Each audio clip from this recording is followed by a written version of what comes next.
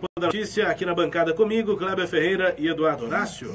O Conselho de Arquitetura e Urbanismo, o CAU Goiás, entregou ontem um documento com uma série de recomendações para a revisão do plano diretor da capital à superintendente de Planejamento Urbano da Secretaria de Planejamento Urbano e Habitação de Goiânia, CEPLAN, a Henrique Alves, o superintendente Henrique Alves. Para a gente saber quais foram essas recomendações, a gente recebe aqui no estúdio a coordenadora da Comissão de Política Urbana do Conselho de Arquitetura e Urbanismo de Goiás, Regina de Faria. Regina, muito obrigado pela presença na 730. Bom dia. Bom dia, é um prazer estar aqui representando o CAU Goiás, Conselho de Arquitetura e Urbanismo, e falando sobre essa revisão do plano diretor, que já está na sua fase final quase, né? Já estão apresentando os diagnósticos. O prazo é até agora, dezembro, né? Já agora, esse último mês.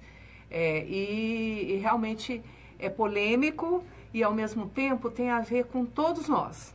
Toda a população acaba sendo, a vida da população acaba estando realmente condicionada às decisões dessa legislação. Antes da gente entrar nas recomendações tópico a tópico, coordenadora, qual é a avaliação que o CAU faz até agora do processo na Prefeitura para a revisão do plano diretor? Né? O ano é esse, 2017, mas o projeto só vai chegar no final do ano para a Câmara, provavelmente só vai ter votação intensa, né, com discussões intensas na Câmara no ano que vem. Como é que o CAU acompanhou esse processo até agora?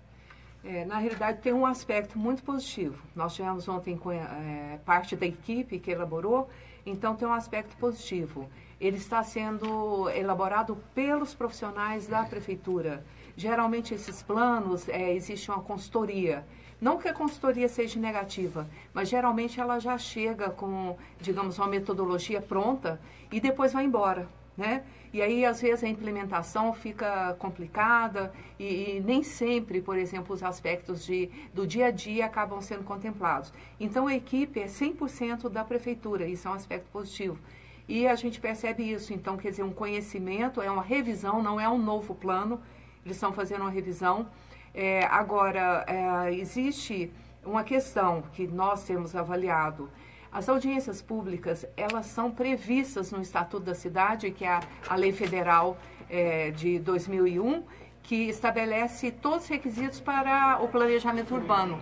E a audiência pública é fundamental, porque é a possibilidade da população participar, levando seus anseios, levando as suas demandas pessoais, né, dependendo do local onde ela habita, ou mesmo da atividade que ela faça. E, no entanto, até o momento, as audiências foram muito técnicas. Então, a gente, inclusive ontem, nós levamos essa discussão.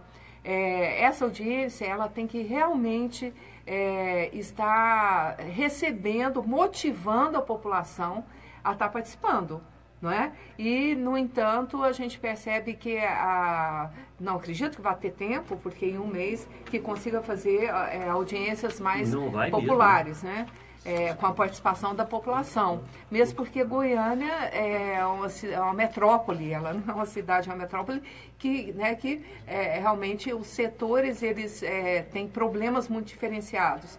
Então, a gente percebe, uma das questões é a questão da abrangência da audiência pública para justamente motivar a participação das pessoas. Qual que é a opinião da senhora e do CAU dessa expansão em Goiânia de espigões, esses prédios imensos, 60 andares?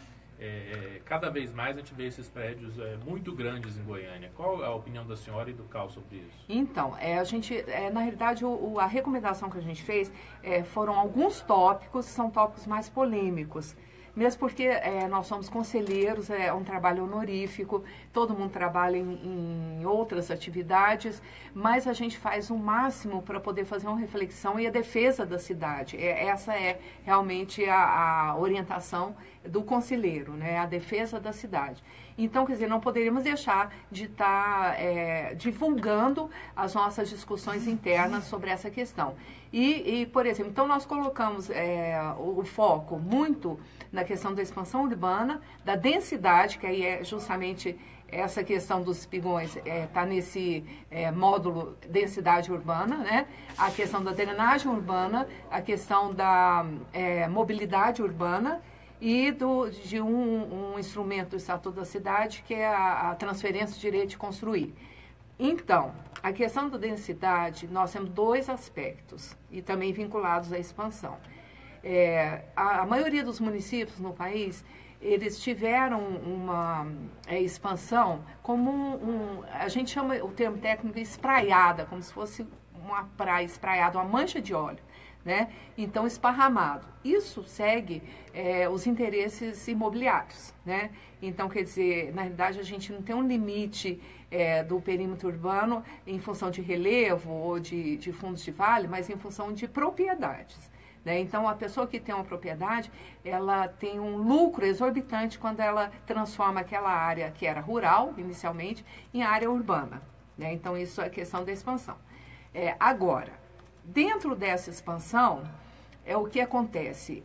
Notadamente, na última década, a gente observou, principalmente, o lucro passa a ser em função do número de pavimentos, da forma como você utiliza aquele solo urbano. Então, se você consegue ter, digamos, muitas famílias ou então muitos andares de lojas e obviamente, hospitais, clínicas, né?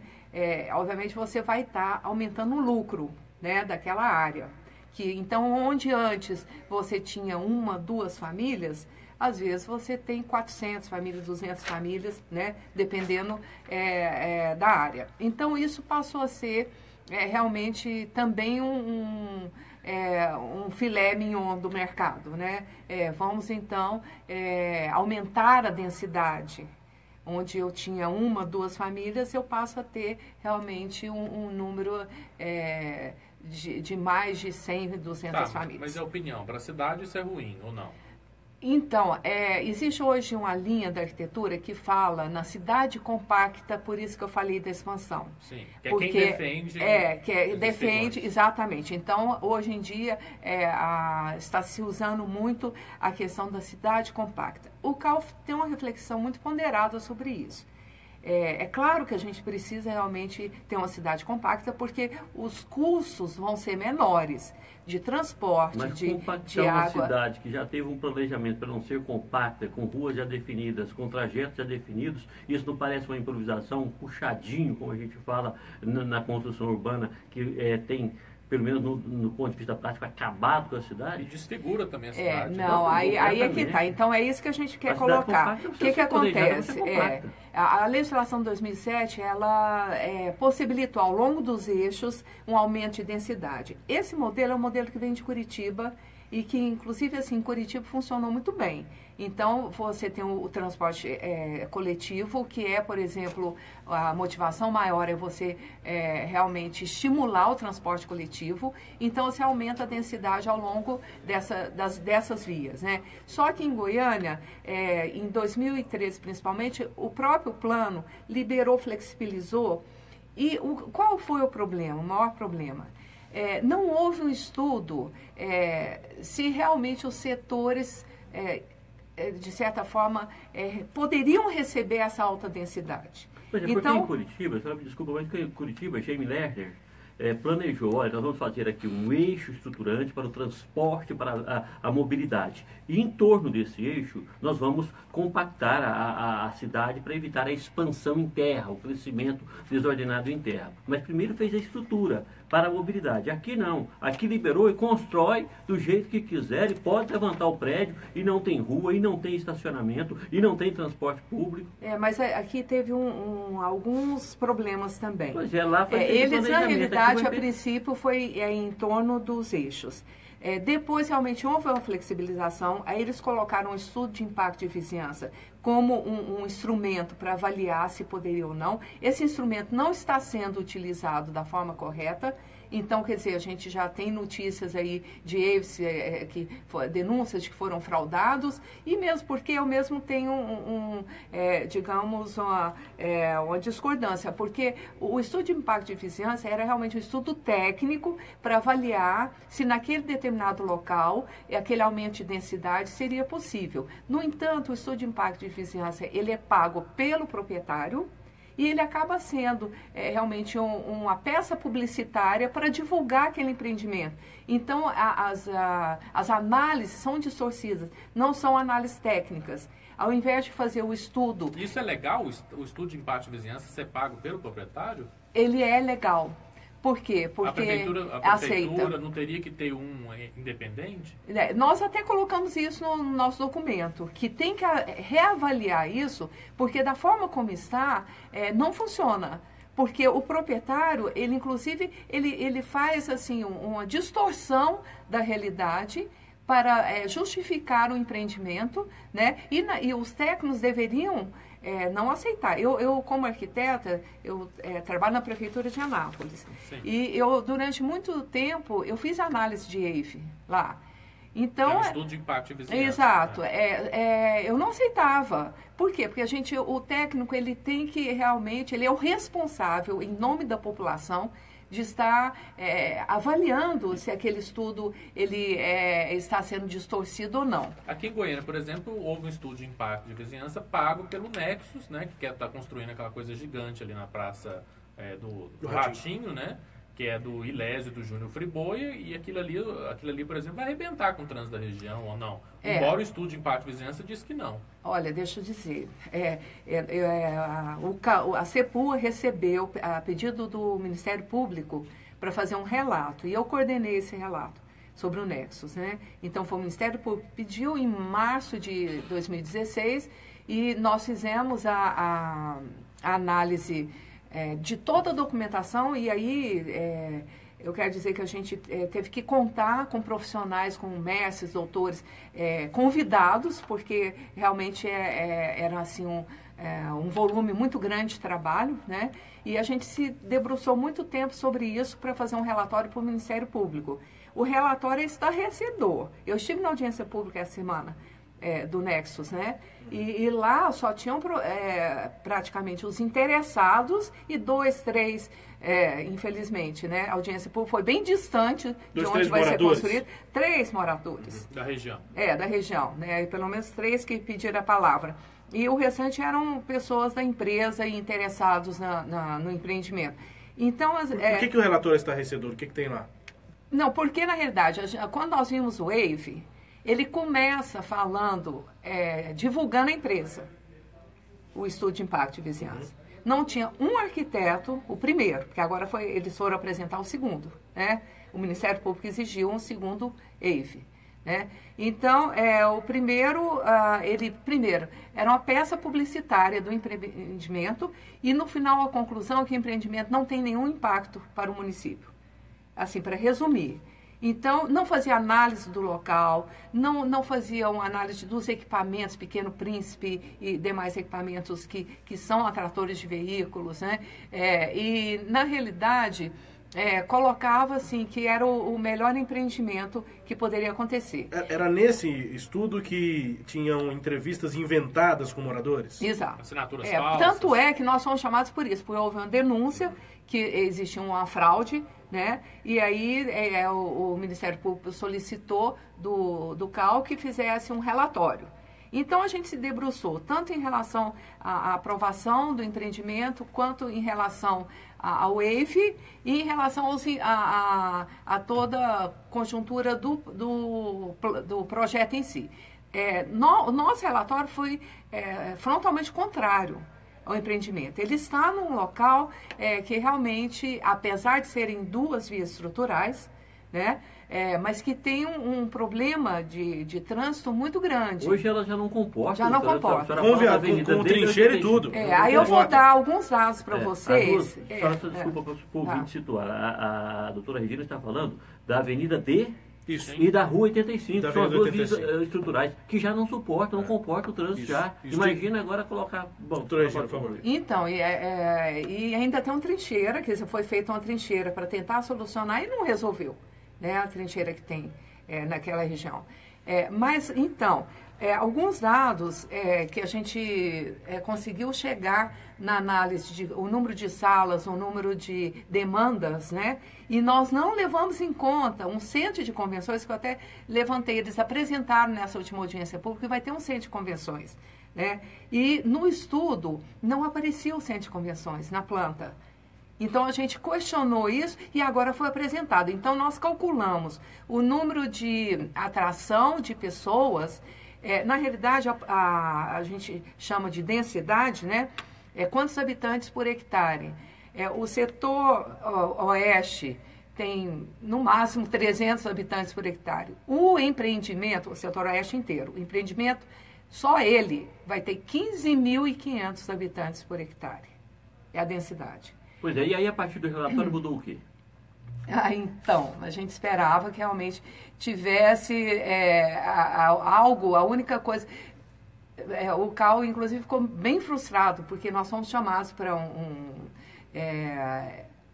na justiça, né, como uma parte da defesa da cidade, praticamente, né, e lá eles fizeram um termo de ajustamento de conduta, nós nem chegamos a ser ouvidos.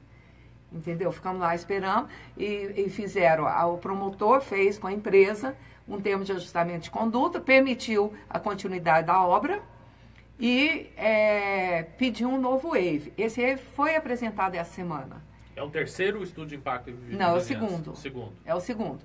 Ele foi apresentado, a empresa é uma empresa idônea, grande, uma empresa do Rio de Janeiro. Que o CAU apresentou, esse novo waive? Não. Pois é, porque... Regina, e essa participação da Prefeitura? Porque o que se espera não é que a própria Prefeitura, com a Secretaria de Fiscalização, Secretaria de Planejamento, analise os projetos e autorize ou não? Nós perguntamos isso no relatório, se era profissional de carreira que tinha analisado, né? Algumas perguntas não ficaram sem resposta. Mas como o papel nosso, não somos nós que investigamos. Quem investiga é o Ministério Público. Então, os questionamentos que nós fizemos, nós retornamos ao Ministério Público, porque cabe a ele fazer a investigação. Ele solicitou para nós o relatório e foi feito o relatório. Então, nele nós pontuamos várias questões que não foram respondidas, né? E aí, coube ao Ministério Público tomar a decisão que deveria ser feito um novo waive, né? Em relação às questões, por exemplo, vou dar outra questão, que é o que aumenta a densidade, e que a gente questiona nessa recomendação também. Por exemplo, o uso de solo, a legislação, ela permite alta densidade onde tem infraestrutura. Até aí tudo bem. Isso é realmente o modelo que se espera. Onde você tem infraestrutura, então você pode ter uma densidade mais alta. Só que existem alguns instrumentos, que é esse que eu citei, do transferência do direito de construir, que é quando o empreendedor, ele, por exemplo, a cidade precisa de aumentar o sistema viário. Então, tem um empreendedor, aí a prefeitura, ao invés de apropriar, ela dá o direito dele de transferir aquela área para outro. Então, uma compensação, né? Compensação. E isso aí tem sido muito usado e, por exemplo, esse empreendimento, que ele tem, me parece, 136 mil metros quadrados, uma área de 9 mil metros quadrados, foi construído 136 mil metros quadrados. Ele teria que pagar essa outorga, né? Ele poderia construir 9 mil e o restante ele teria que pagar. Ele só pagou 300 e poucos, porque o restante foi transferência de direito de construir. Isso ficou muito... Nós não conseguimos entender esse procedimento. Por mais que a gente tentasse entender como é que foi a justificar essa transferência, e nós fizemos documentos e pedimos uma explicação. Mas quem tem que analisar e investigar não somos nós.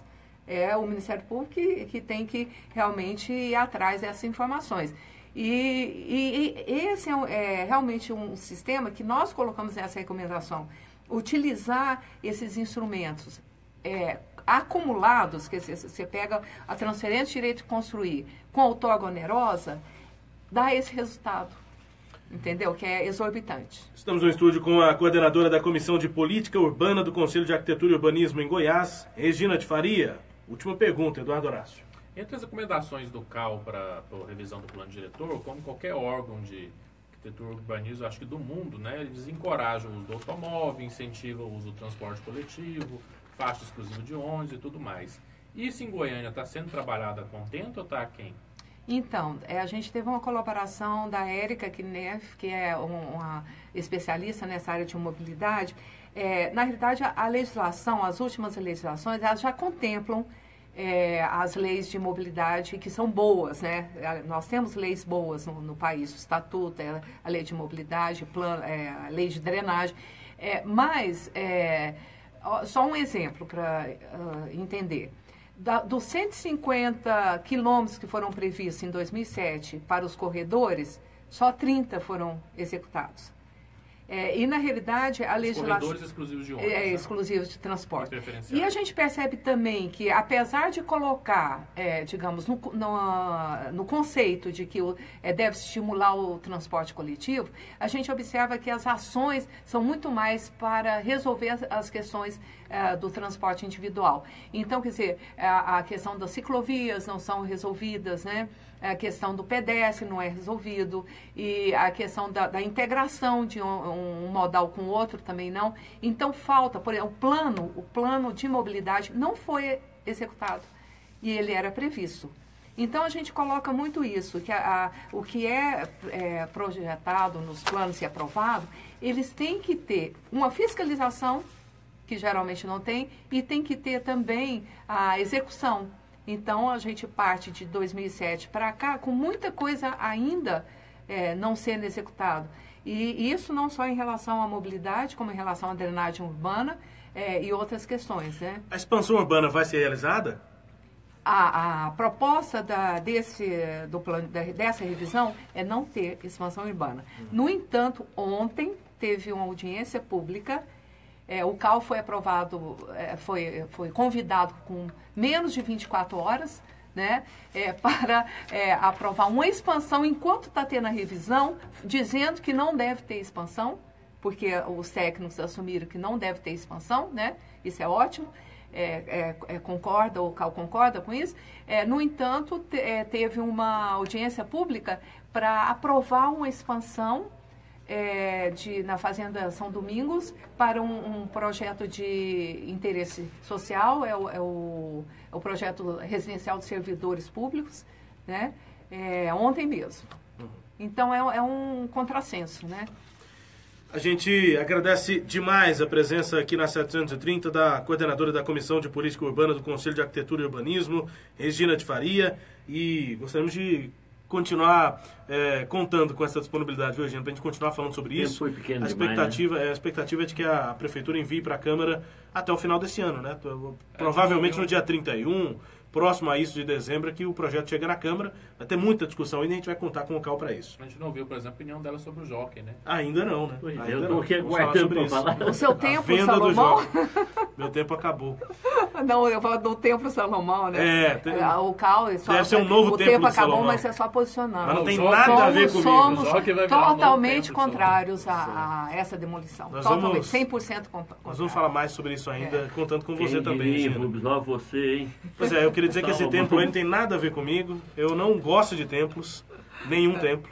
Mas não tenho nada contra a Igreja Universal, mas é uma perda enorme para a cidade. Regina, obrigado. Bom dia. Eu agradeço. Regina de Faria, coordenadora da Comissão de Política Urbana do Conselho de Arquitetura e Urbanismo, conversando com a gente, mas ainda com muito assunto para tratar com ela. Nós vamos voltar a conversar com o CAL aqui na 730. Em Goiânia.